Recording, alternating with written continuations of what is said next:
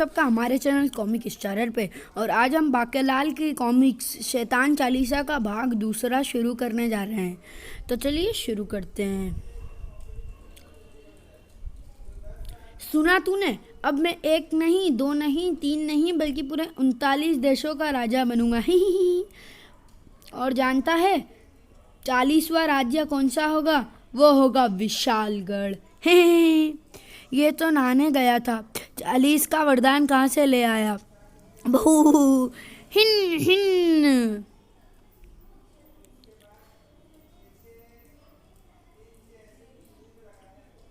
बाकेलाल ने राजा विक्रम सिंह से विदा ली।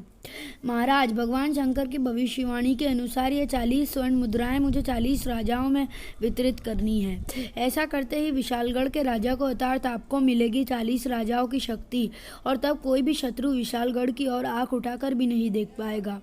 किंतु बाकेलाल, ये कार्य तो हमारा कोई भी सेवक या सैनिक ही कर देगा। ही नहीं महाराज, बड़का मंत्र केवल मुझे ही मालूम है, जो मुद्रा देते समय बोलना है। तो फिर ठीक है बाकेलाल, इस प्रयोजन व यात्रा का आरंभ तुम प्रथम स्वर्ण मुद्रा महाराज को देकर करो। आखिर एक मुद्रा महाराज को भी तो मिलनी चाहिए।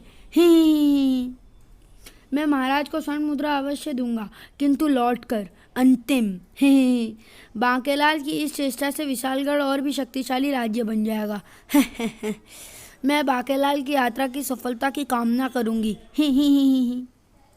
सबसे पहले मैं लुड़की नगर के राजा पुड़की को स्वर्ण मुद्रा दूंगा। इससे बड़का भूत की बात प्रमाणित हो जाएगी कि वो झूठ बोल रहा था या सच। उसी समय कहीं पर शैतान की हंसी में शैतानी, शैतान के देखने में भी शैतान तो है शैतान। जब भी आता या दिखाता तो इंसान न सो पाता लंबी तान। बोलो ही, बोलो ही, बोलो तारा। शैतान की प्रत्येक जगह है धूम। बोलो ही, बोलो तारा। धूम मचा ले धूम। तो शैतान चालीसा जो कोई गावे, शैतानी शक्तियाँ वो ही पावे। गुड़ हो गया गढ़ उसको, शैतान ही खावे। इतनी शक्ति हमें देना शैतान, कि मन का विश्वास लोगों का कम हो ही हो। हमारा और बढ़े, शैतान और बढ़े। होए सुंदर मंदिर होए, तेरा कौन बेचारा होए। ही ओ शैतानों के रखवाले, सुन दर्द भरे मेरे नाले भी और पतनाले भी, अब तो नीर बहाले बहू। बस करो शैतान चालीसा, बस करो। शैतानों की आंखों में आंसू अच्छे नहीं लगते। बोलो शैतान नाड़ा बिन पजामा की। ही जय। तुमने जिस कठिन परिश्रम के साथ शैतान चालीसा का लेखन एवं पाठ किया, मैं उससे अभिभूत हो गया। तो फिर वर देवें शैतान नाड़ा बिना पजामा। ही तूने शैतान चालीसा का गुणगान किया है, मैं तुझे चपड़गंजू बीज देता हूँ। इस बीज को बोने पर तुझे मिलेंगी 40 शक्ति, जिससे तेरा प्रयोजन सिद्ध होगा। शैतान के अंतर्धान होते ही देवता लोगों ने पुण्य का विस्तार करने के लिए जुगाड़ देवता को नियुक्त किया है। तो पाप की रक्षा के लिए मेरा भी कुछ फर्ज बनता है। ये बोया मैंने चपड़गंजू का बीज। और ये डाली मानव को सूखा और पीस कर बनाई गई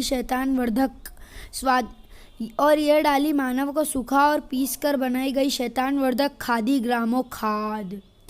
और चपड़गंजू के पोषण के लिए ये डाला पोषक रक्त। ही देखो चपड़गंजू का अंकुरण हो रहा है।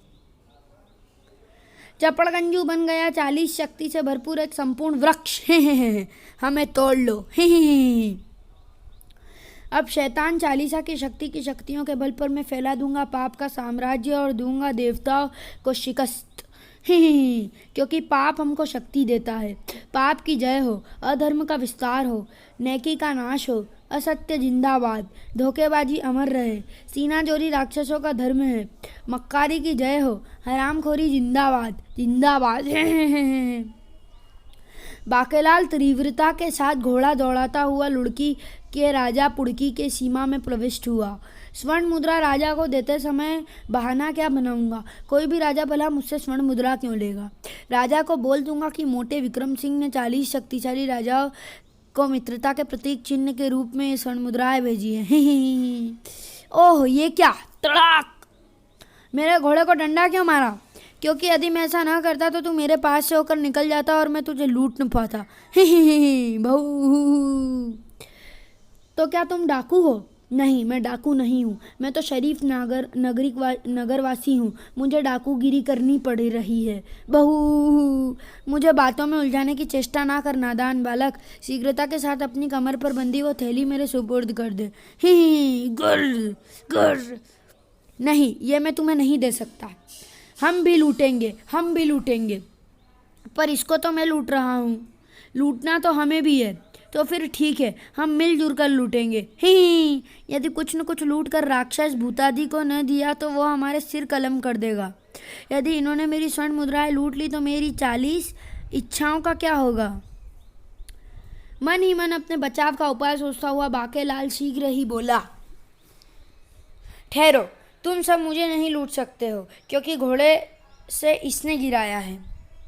यदि तुम भी मुझे लूटना चाहते हो तो तुम्हें भी मुझे घोड़े से नीचे गिराना होगा। ही, ठीक है, तुम जल्दी से घोड़े पर सवार हो जाओ।